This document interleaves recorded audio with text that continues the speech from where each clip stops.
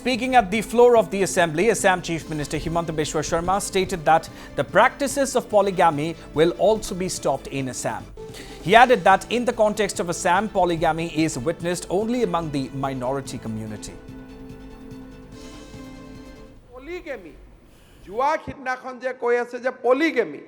Polygamy is not prevalent in Assam among the non-Muslim. আপোনালোকে ভাৰতৰ data এটা কৈ আছে, অসমৰ ডাটা কোৱা নাই।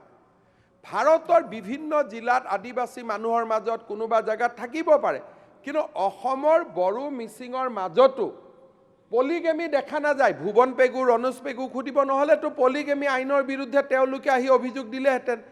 যিমান কেইখন পলিগেমি আইনৰ বিৰুদ্ধে অভিযোগ আমি পাইছো, সেই গোটেই কেইখন অভিযোগ মুছলমান ইছলাম ধৰ্মাৱলম্বী লোকৰ পৰাহে পাইছো।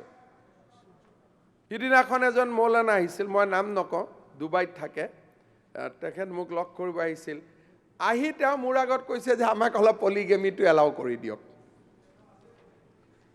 মানে আপুনি এইটো বন্ধ নকৰিব। তেতিয়া মই তেওঁক সুধিলোঁ যে কি কাৰণে লাগে। তেতিয়া তেওঁ মোক কয়, যিটো কৈছে আৰু ইয়াত ক'ব নোৱাৰি, যিটো কাৰণ তেওঁ কৈছে যে এজন ডাঙৰ মৌলানা এটা জমিয়তৰো নেতৃত্ব দিয়ে, গতিকে মই আৰু বেলেগ ক'ব নোখোজো। শুনাৰ পিছত মোৰ মনটো আৰু ডাঠ হৈ গ'ল যে এইটো বন্ধ কৰিবই লাগিব।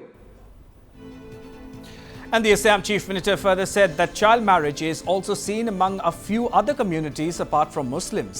He said that efforts are on to eradicate this social evil. He also stated that most cases of child marriage have emerged from the districts of Dhubri and South Salmara.